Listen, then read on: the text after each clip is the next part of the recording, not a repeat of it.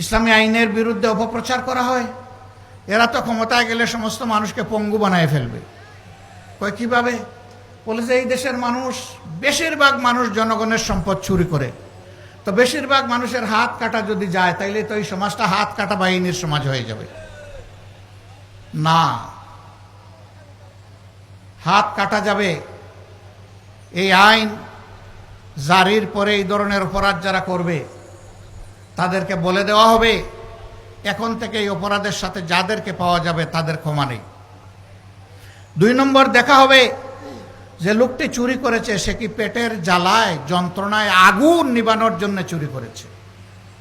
যদি এমন হয়, রাষ্ট্রের দায়িত্ব হবে আগে তার আগুন নেবানো, হাত কাটানো, আগে তার বৈধ আয় উপার্জনের ব্যবস্থা করে দেওয়া। যদি সেরকম কিছু সক্ষমতা তার না থাকে তাহলে রাষ্ট্রকেই পরিবারের দায়িত্ব বহন করতে হবে। এরপরে লোভের বশবর্তী হয়ে কেউ যদি চুরি করে তাহলে 2-1টা হাত কাটা যাবে প্রকাশ্যে, গোপনে নয়, যাতে সারা দেশবাসী এটা থেকে শিক্ষা নেয়। এখন কে সমাজে এই হাত কাটা বাহিনীর সদস্য হতে চাইবে? তখন পরিবারের সদস্যদেরকে বলবে চুরি করব তোমাদের জন্য, হাত কাটা যাবে আমার, আর এই হাত নিয়ে অপমানজনকভাবে আমি বেঁচে থাকব, আমার পক্ষে আজ থেকে আর চুরি করা সম্ভব নয়। জিনার শাস্তি সঙ্গে সার।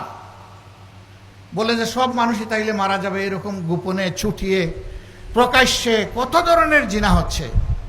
হ্যাঁ, ওরকম 2-1 জনের শাস্তি হলে বাকিরা তওবা করে আড়ালে চলে যাবে ইনশাআল্লাহ, মা বোনরা নিরাপদ হয়ে যাবে।